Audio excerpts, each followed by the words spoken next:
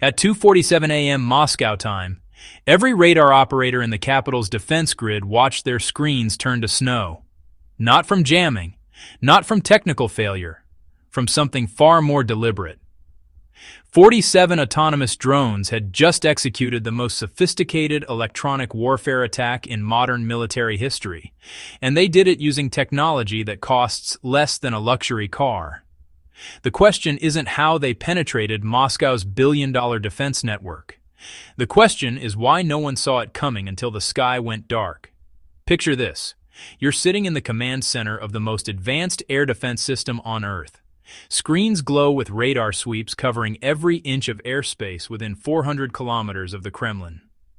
S-400 batteries stand ready. Electronic warfare stations hum with power. You feel invincible.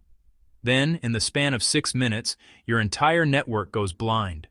Not destroyed, blinded. And when your vision returns, the threat has already vanished into the night, leaving behind only questions and a demonstration that changed everything. This isn't science fiction. This happened. And by the end of this story, you'll understand exactly how 47 small machines outmaneuvered the most sophisticated military technology Russia could deploy. More importantly, you'll see why this single event rewrote the rules of modern warfare forever. But first, let me paint the scene. Moscow's air defense network isn't just impressive on paper. It's a layered fortress of sensors, interceptors, and electronic countermeasures that took decades to perfect. The heart of this system pulses with the rhythm of overlapping radar sweeps. S-400 Triumph batteries positioned in concentric rings around the capital. Pantsir systems guarding critical infrastructure. Electronic warfare stations ready to jam any signal within a 200-kilometer radius. On any normal night, a mosquito couldn't cross this airspace without being tracked. January 23rd was not a normal night. At 2:41 a.m., weather stations recorded unusual atmospheric conditions. Dense fog rolling in from the southeast. Temperature inversion creating thermal layers that bend radar waves. Wind patterns shifting every 12 minutes. To meteorologists, it looked like typical winter weather. To the minds planning this operation, it looked like opportunity. The drones didn't launch from a single location. That would be too obvious, too predictable. Instead, they rose from 17 different positions scattered across a 180-kilometer arc. Some emerged from abandoned industrial sites. Others lifted off from highway overpasses and agricultural fields. Each launch point chosen not randomly, but with surgical precision based on months of studying Moscow's radar coverage patterns. These weren't ordinary consumer drones modified for military use. Each unit had been designed from scratch for this specific mission.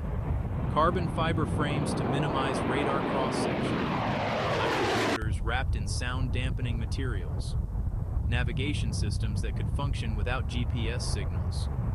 But the real genius lay in their coordination software. Each drone carried an identical copy of the mission parameters, but they communicated using burst transmissions shorter than human reaction time. The first phase began at 2:42 a.m.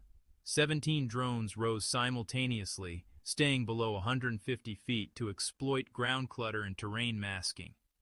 They moved in seemingly random directions, following pre-programmed flight paths that looked chaotic but served a calculated purpose. Each drone carried electronic signatures designed to mimic different aircraft types. Some appeared as small helicopters. Others registered as maintenance aircraft or emergency medical flights. Moscow's air traffic control noticed the contacts immediately. Standard procedure kicked in. Radio challenges went unanswered. Alerts flowed to military command centers. But here's where psychology entered the equation. The drones didn't behave like threats. They moved slowly, predictably, following civilian flight corridors whenever possible. Some even transmitted false identification codes matching legitimate aircraft that should have been in maintenance. At 2:44 a.m., the second wave launched. 15 more drones, this time from positions closer to the city center. These units carried different payloads. While the first wave focused on reconnaissance and misdirection, the second wave specialized in electronic warfare. Each drone mounted miniaturized jamming equipment originally developed for battlefield communications disruption, but modified for radar frequencies. The brilliance of the plan became apparent in the third minute. Moscow's defenders faced a classic dilemma. Scramble fighters to investigate 17 slow-moving, possibly civilian aircraft? Risk shooting down medical helicopters or maintenance crews? The hesitation lasted exactly 93 seconds, long enough for the third wave to reach optimal positioning. Wave 3 consisted of 15 drones equipped with the mission's primary weapon.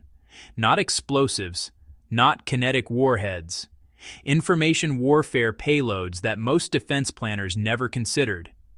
Each drone carried sophisticated electronic systems capable of recording, analyzing, and retransmitting radar signals in real time.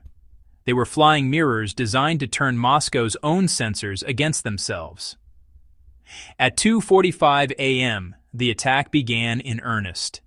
The electronic warfare drones activated simultaneously, creating a coordinated jamming blanket across multiple frequency bands.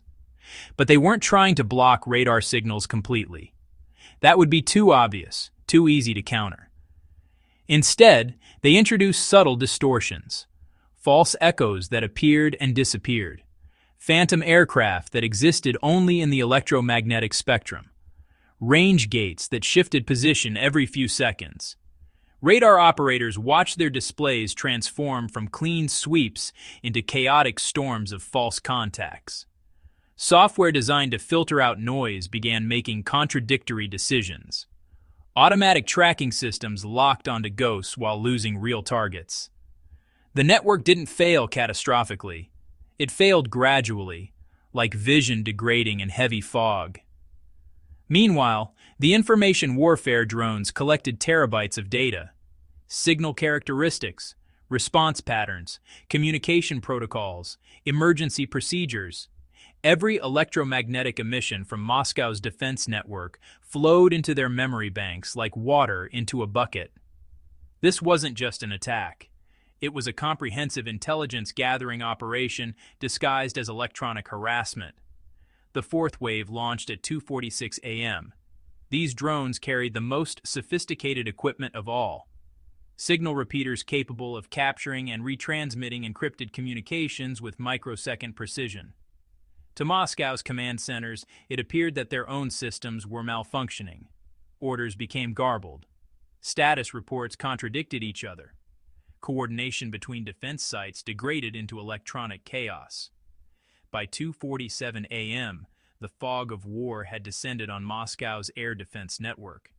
Not the metaphorical fog of confusion, but literal electromagnetic interference that turned the world's most advanced radar systems into expensive paperweights. Every screen showed contradictory information. Every radio channel carried conflicting reports. The defenders could see that something was happening, but they couldn't determine what or where. The genius of the operation revealed itself in what happened next. At 2:48 a.m., just as Moscow's defenders began implementing emergency protocols, the electronic storm suddenly lifted. Jamming ceased. False contacts vanished. Clear skies returned to every radar display across the network. For exactly 47 seconds, the air defense grid operated normally again. Long enough for operators to exhale, to believe the crisis had passed. Long enough to lower their guard. That 47-second window wasn't random. It was calculated based on human psychology and military doctrine. Emergency response procedures typically include a verification period after anomalous events. Operators needed time to confirm their systems were functioning normally before standing down from alert status. The attackers had studied these protocols for months, timing their pause to exploit that exact moment of relief. During those 47 seconds of calm, something extraordinary happened beneath the electronic silence. The drones didn't retreat or reposition. They transformed. Each unit activated secondary systems that had remained dormant throughout the initial assault. adaptive camouflage protocols that altered their radar signatures every 12 seconds, signal analysis software that learned from Moscow's defensive responses and adjusted tactics accordingly. These machines weren't just following pre-programmed instructions anymore. They were evolving. At 2:49 a.m., the real attack began. The pause had been preparation, not conclusion. Moscow's air defense network faced an enemy that now understood its weaknesses intimately. Every frequency shift, every backup protocol, every emergency procedure had been observed, analyzed, and countered. The drones struck again with surgical precision, targeting specific radar installations with focused electronic bursts that created cascading failures throughout the network. The S-400 batteries detected the renewed interference immediately. Operators initiated countermeasures that had proven effective against conventional jamming attacks. Frequency hopping protocols engaged. Backup communication channels activated. Electronic warfare specialists began triangulating the source of the interference. For 38 seconds, it seemed like Moscow's defenses might regain control. Then the drones demonstrated their most sophisticated capability. Instead of simply jamming radar frequencies, they began feeding false information directly into the network. Phantom aircraft appeared on every screen, moving in patterns that suggested a massive coordinated strike approaching from the northwest. The signatures matched known enemy bomber formations. Flight paths indicated targets throughout central Moscow. Every defensive protocol screamed for immediate response.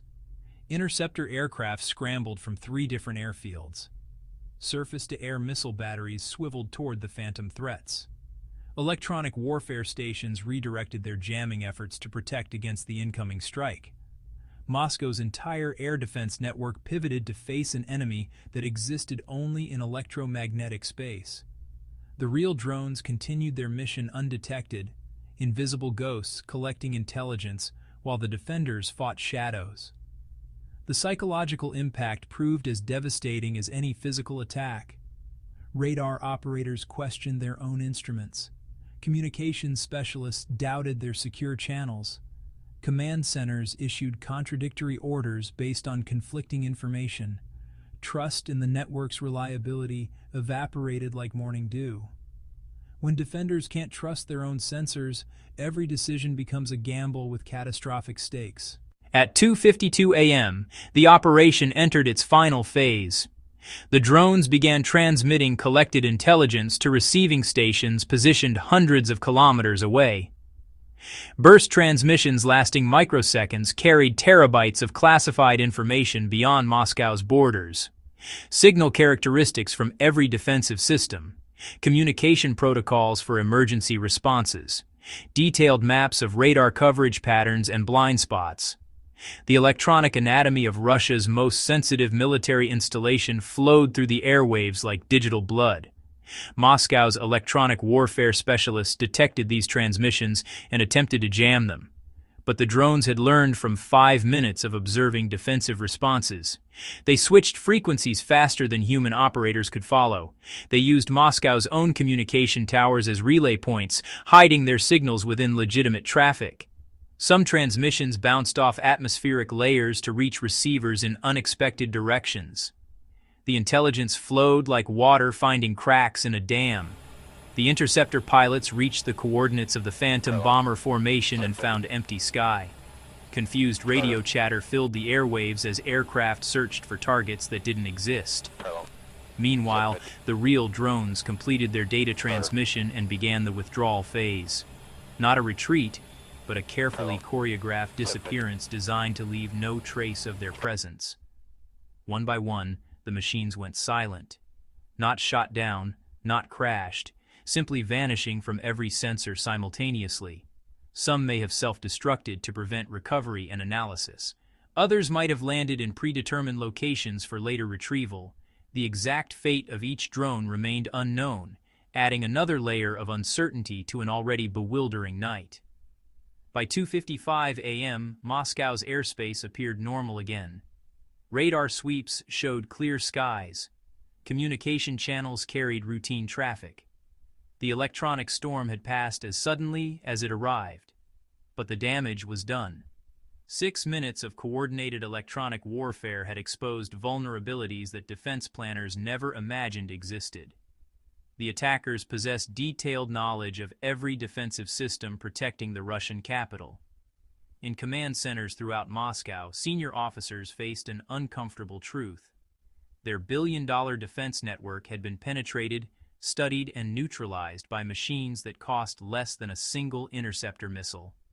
The attack demonstrated that modern warfare had entered a new era where information dominance mattered more than firepower, where small, intelligent systems could outmaneuver massive conventional forces through coordination and adaptability. The implications extended far beyond Moscow's borders. Every nation with sophisticated air defenses now questioned their own vulnerabilities. If Russia's network could be compromised so thoroughly, what about others? The balance of power had shifted in ways that traditional military doctrine couldn't address. The age of autonomous electronic warfare had begun, and no one fully understood the rules of this new battlefield. That night changed everything. 47 drones proved that the future of warfare isn't about bigger weapons or stronger armor. It's about intelligence, coordination, and the quiet precision of machines that learn faster than humans can adapt. Moscow's defenses didn't just fail, they became the very instruments of their own defeat. When the morning briefings began, one question echoed through every command center on Earth. If it happened to them, who's next?